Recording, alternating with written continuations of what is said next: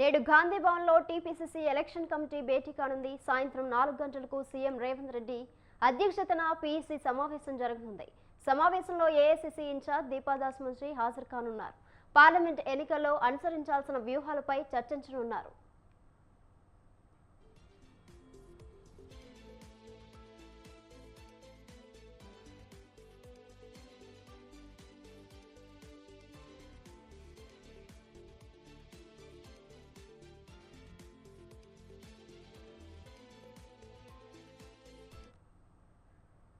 దీనిపై మరింత సమాచారం మా బ్యూరో చీఫ్ నరేష్ లైవ్ లో అందిస్తారు. నరేష్, ఈరోజు సాయంత్రం 4 గంటలకు గాంధీ భవన్ వేదికగా కాంగ్రెస్ కీలక సమావేశం ఏర్పాటు చేసింది. ప్రదేశ్ ఎన్నికల కమిటీ సమావేశాన్ని కాంగ్రెస్ పార్టీ నిర్వహిస్తోంది. పార్లమెంటు ఎన్నికల్లో గెలిపే లక్ష్యంగా మొట్టమొదటిసారిగా ఈ సమావేశాన్ని కాంగ్రెస్ ఏర్పాటు చేసింది. ఈ సమావేశంలో పీఈసీ సభ్యులతో పాటు మంత్రులు, పార్టీ సీనియర్లు మొత్తం కూడా ఈ సమావేశానికి హాజరవుతారు. పీసీసీ చీఫ్ రేవంత్ రెడ్డి అధ్యక్షతన ఈ సమావేశం జరుగుతుంది. దీనికి రాష్ట్ర పార్టీ కాంగ్రెస్ వ్యవహారాల ఇన్ఛార్జ్ దీపాదాస్ మున్షితో పాటు సహా ఇన్ఛార్జీలు, సీనియర్ నేతలంతా ఈ సమావేశానికి హాజరవుతారు. ఎందుకంటే ఫిబ్రవరి 1 నుంచి పార్లమెంటు బడ్జెట్ సమావేశాలు ప్రారంభమవుతున్నాయి. ఫిబ్రవరి 10 లోపు ఓట్ ఆన్ అకౌంట్ పూర్తి చేసుకొని తదుపరి ఎన్నికలకు వెళ్ళాలి అని చెప్పి కేంద్ర ప్రభుత్వం నిర్వహిస్తున్న నేపథ్యంలో ఫిబ్రవరి 2వ వారం లేదా 3వ వారంలో ఎన్నికల షెడ్యూల్ విడుదలయ్యే అవకాశాలు ఉంటాయి. అంటే ఏప్రిల్, మే కల్లా పార్లమెంట్ ఎన్నికలు ముగుస్తాయి. ఈ నేపథ్యంలో కేవలం మరొక 50 రోజుల సమయమే మిగిలి ఉన్న నేపథ్యంలో తెలంగాణలో మొత్తం 17 పార్లమెంట్ స్థానాలు ఉన్నాయి. కనీసం 14 పార్లమెంట్ స్థానాలను గెలుచుకోవాలి అన్న లక్ష్యంతో కాంగ్రెస్ పార్టీ వ్యవహరిస్తుంది. అందులో భాగంగా ఇప్పటికే పార్లమెంట్ నియోజకవర్గాల వారీగా సమీక్షలను కాంగ్రెస్ పార్టీ పూర్తి చేసుకుంది. ప్రతి నియోజకవర్గంలో చాలా మంది ఆశావాహులు టికెట్ల కోసం పోటీ పడుతున్నారు. మొన్న అసెంబ్లీ ఎన్నికల్లో టికెట్లు దక్కని చాలా మంది సీనియర్లు పార్లమెంట్ లో పోటీ చేయాలి అని తలపిస్తున్నారు, పట్టుదలగా ఉన్నారు. ఎందుకంటే కాంగ్రెస్ పార్టీ అధికారంలోకి వచ్చింది కాబట్టి ఒక పాజిటివ్ వేవ్ ఉంటుంది. కేవలం నెల రోజుల అంటే 50 రోజుల క్రితమే కొత్త ప్రభుత్వం ఏర్పడ్డ నేపథ్యంలో అదే పాజిటివ్ టెండెన్సీ ఉంటుంది. ప్రజలు మొత్తం కూడా కాంగ్రెస్ ప్రభుత్వం పట్ల సానుకూలంగా ఉంటారు. కాబట్టి పార్లమెంట్ ఎన్నికల్లో మనం సునాయాసంగా గెలవచ్చు అని చెప్పి చాలా మంది నేతలు భావిస్తున్నారు. ఇటువంటి పరిస్థితుల్లో ప్రతి పార్లమెంట్ నియోజకవర్గం నుంచి కనీసం 3 టికెట్ల కోసం దరఖాస్తులు చేసుకున్నారు. ఇప్పటికే డిసిసిలు అంటే జిల్లా కాంగ్రెస్ పార్టీల నుంచి పిసిసి ప్రతిపాదనలు తెప్పించుకుంది. అంటే మీ జిల్లా పరిధిలోని పార్లమెంట్ నియోజకవర్గాల్లో ఎవరెవరు పోటీలో నిలిచేందుకు ఆసక్తిగా ఉన్నారు, వారి బలాలేంటి, ప్రత్యర్థి పార్టీల బలహీనతలు బలాలేంటి, ప్రత్యర్థి పార్టీలను బలంగా ఢీకొట్టే శక్తి ఎవరికి ఉంటుంది అన్న సమగ్ర వివరాలను ఇప్పటికే పిసిసి సేకరించిన నేపథ్యంలో ప్రతి పార్లమెంట్ నుంచి ఇప్పటికే చాలా మంది దరఖాస్తులు చేసుకున్నారు. కాబట్టి వాటన్నిటిని ఈరోజు ప్రదేశ్ ఎలక్షన్ కమిటీలో చర్చిస్తారు. అంటే ప్రతి ఒక్క దరఖాస్తు పైన చర్చ జరుగుతుంది. ఏ నియోజకవర్గంలో ఎవరిని అభ్యర్థిగా నిలిపితే కాంగ్రెస్ పార్టీ ఖచ్చితంగా గెలవగలుగుతోంది. అదే సమయంలో గెలుపు అవకాశాలతో పాటు సామాజిక సమీకరణాలను కూడా కాంగ్రెస్ పార్టీ బేరీజు వేసుకోవాల్సి ఉంటుంది. అంటే మహిళలకు ప్రాతినిధ్యం కల్పించాలి, బీసీలకు ప్రాతినిధ్యం కల్పించాలి.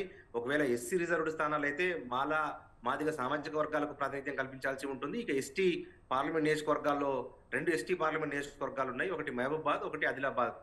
ఒకటి లంబాడా సామాజిక వర్గానికి ఇస్తే మరొకటి ఆదివాసీలకు ఇవ్వాల్సి ఉంటుంది. ఈ నేపథ్యంలో ఈ అన్ని సామాజిక వర్గాలను బేరీజు వేసుకుని అన్ని వర్గాలకు సమన్యాయం కలిగించే విధంగానే అభ్యర్థుల ఎంపిక ఉంటుంది అని చెప్పి కాంగ్రెస్ పార్టీ ఇప్పటికే ప్రకటించిన నేపథ్యంలో జిల్లాల వారీగా వచ్చిన, పార్లమెంట్ నియోజకవర్గాల వారీగా వచ్చిన అన్ని దరఖాస్తులను ఈరోజు ప్రదేశ్ ఎలక్షన్ కమిటీలో చర్చిస్తారు. సమగ్రంగా వీటన్నిటి మీద చర్చ జరిగిన తర్వాత షార్ట్ లిస్ట్ చేస్తారు.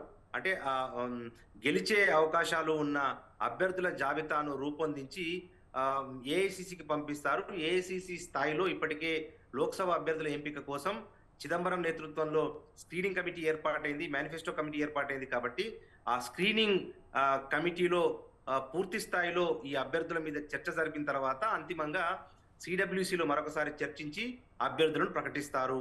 అయితే మొత్తం 17 పార్లమెంట్ నియోజకవర్గాలు ఉన్న తెలంగాణలో 17 పార్లమెంట్ నియోజకవర్గాలు ఉన్నాయి, లోక్సభ స్థానాలు ఉన్నాయి. ఈ 17 స్థానాల్లో 14 స్థానాల్లో గెలిచేందుకు కాంగ్రెస్ పార్టీ కసరత్తులు జరుపుతోంది. ఈ నేపథ్యంలో ప్రతి నియోజకవర్గ కేంద్రంలో ఒక భారీ బహిరంగ సభను ఏర్పాటు చేయాలి అని చెప్పి కాంగ్రెస్ పార్టీ నిర్ణయించింది.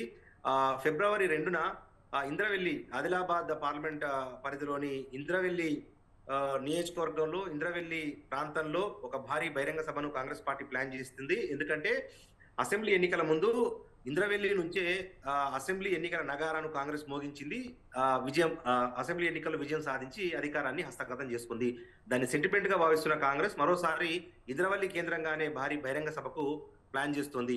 ఆ తర్వాత ఈ వచ్చే నెల రోజుల పాటు ప్రతి వారంలో ఒక నియోజకవర్గంలో భారీ బహిరంగ సభను ఏర్పాటు చేయడం ద్వారా ప్రజల్లోకి బలమైన సంకేతాలు పంపాలి అని కాంగ్రెస్ పార్టీ భావిస్తుంది. అదే సమయంలో కాంగ్రెస్ పార్టీ ప్రభుత్వం ఏర్పాటైన తర్వాత 2 హామీలను అమలు చేస్తుంది. ఒకటి, బస్సుల్లో మహిళలకు ఉచిత ప్రయాణము, ఆరోగ్యశ్రీ 10 లక్షల వరకు ఉచిత వైద్యం.